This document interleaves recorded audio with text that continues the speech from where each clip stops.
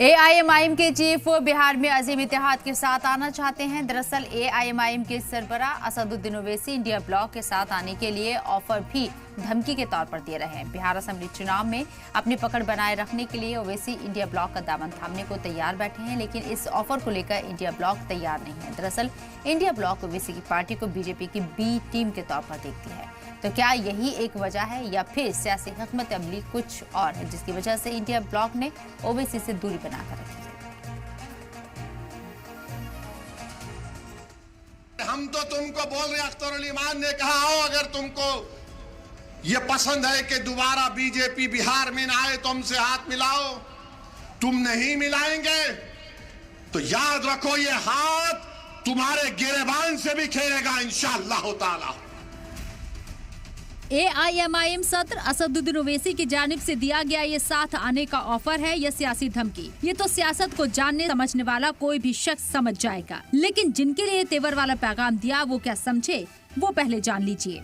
और narrative set करने की राजनीति एआईएमआईएम नहीं करे, स्पष्ट करे, क्योंकि कहीं ना कहीं उनकी जो राजनीतिक सोच है, उनकी जो राजनीति है वो नैरेटिव सेट करने वाली दिखती है, परसेप्शन की राजनीति की तरह दिखती है।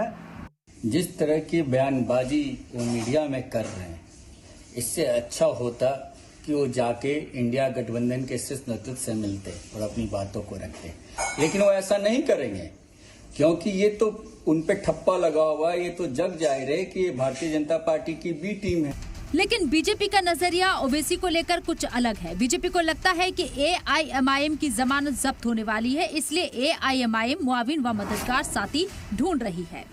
ओवैसी का बयान इसी संदर्भ में कहीं न कहीं दर्शाता है, उनको स्पष्ट रूप से पता है कि बिहार में उनकी जमानत जब्त होने वाली है। जिस वोट बैंक के नाम पर वो राजनीति करते हैं, वही वोट बैंक उनको हाशिए पर खड़ा करने वाला है।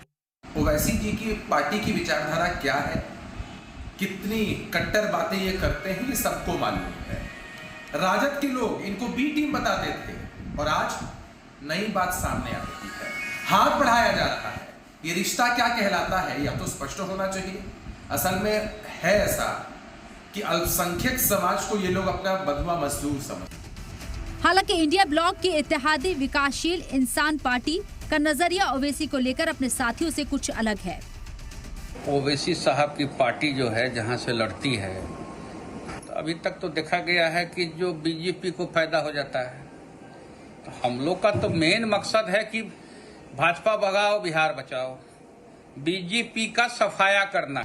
तो क्या ओवैसी साहब बिहार में इस दफा बीजेपी को हराने के लिए अपोजिशन पार्टियों को साथ आने की बात कर रही हैं, ताकि नफरत और फिरका परस्ती को सियासत से दूर रखा जा सके और बिहार में एक अच्छी हुकूमत कायम हो?